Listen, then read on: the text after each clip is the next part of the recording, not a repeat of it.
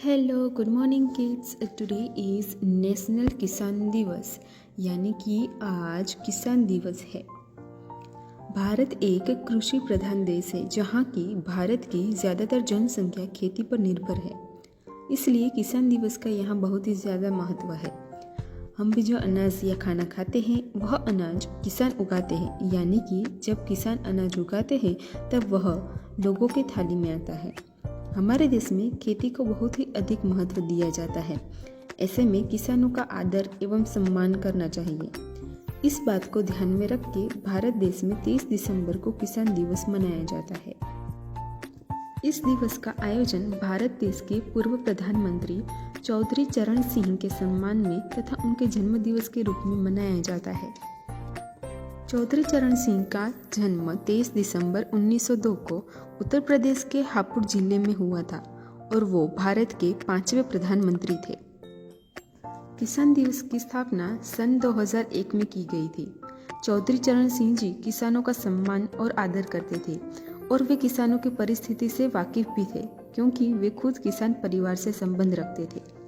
चौधरी चरण सिंह ने किसानों के लिए अलग अलग हितकारी कार्य किए थे, जो किसानों को जमींदार से लड़ने में मदद करती थी तथा इससे किसानों को कुछ लाभ भी मिलता था।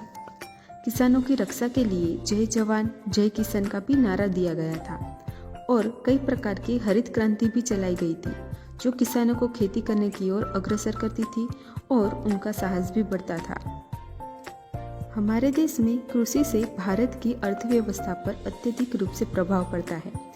किसान बहुत मेहनत और लगन के साथ अनाज को उगाते हैं और वह बाजार में बेचते हैं। उसके बाद वह अनाज हम उपयोग में या प्रयोग में लाते हैं, परंतु किसानों को उसकी सही लागत नहीं मिल पाती है। बड़े जमींदार और सरकार आदि उसके अनाज को बड़े ही कम रुपये में खरीदते हैं, इसलिए किसानों की स्थिति बहुत ही दयनीय है। किसानों को अच्छे अनाज उत्पादन के लिए बहुत कठिन कार्य एवं संघर्ष करना पड़ता है। खेतों में समय समय पर खाद डालना, पानी सींचना, खरपतवार निकालना, कीड़े मकोड़े से पाक को बचाना आदि समस्याओं का भी सामना करना पड़ता है। कई बार किसानों की फसल खराब भी हो जाती है।